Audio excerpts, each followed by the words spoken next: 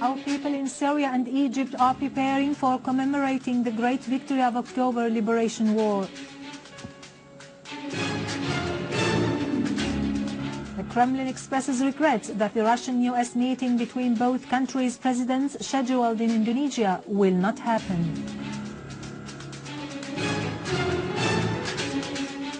The Russian Foreign Ministry affirms that the jihadist groups fighting in Syria are linked to international terrorism.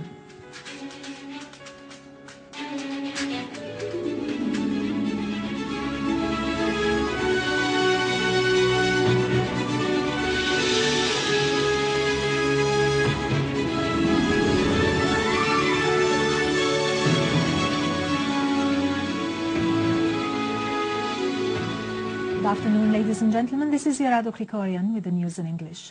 Our people in Syria and Egypt are preparing for commemorating the 40th anniversary of the October Liberation War, which is considered a luminous landmark in the history of modern Syria. On October 6, 1973, the Syrian and Egyptian armies achieved a landslide victory against the Israeli army. The victory inaugurated the dawn of a new era and created a promising turning point in the life of the Arab nation. This sweeping victory had great consequences at the local and international levels. Inspired by the sublime values and great meanings of October victory, Syrian people and army are determined to press ahead with their battle to uproot terrorism and restore security and stability to Syria.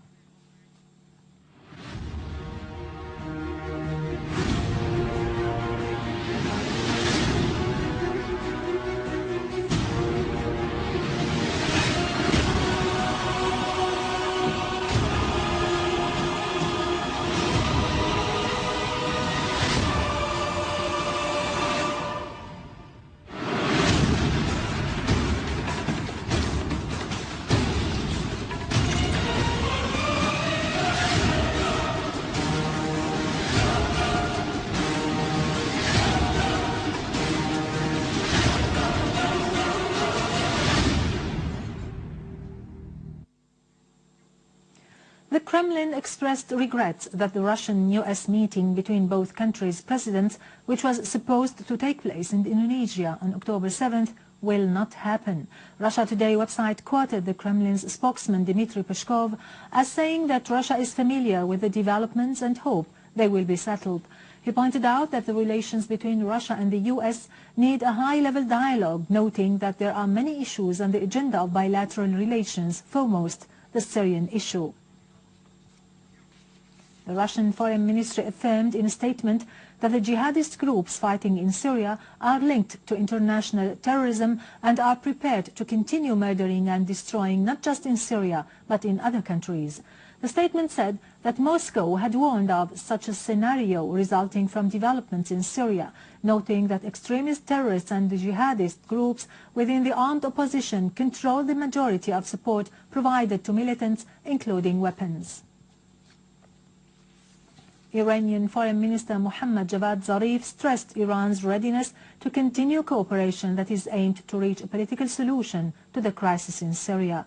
Zarif called during a recent meeting with the UN Secretary-General Ban Ki-moon upon the UN to play an essential role in settling the regional crisis, security issues and international challenges.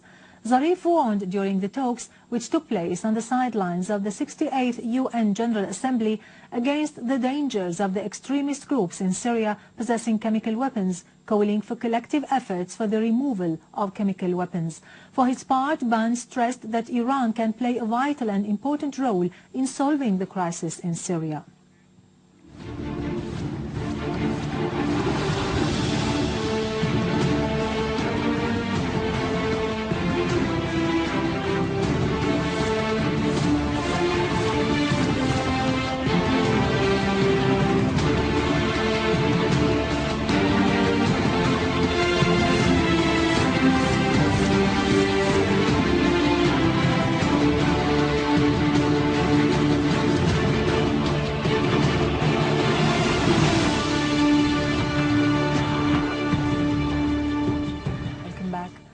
Russian diplomatic sources said that a chemical weapons attack in Damascus suburbs was done by a Saudi Black Operations Team.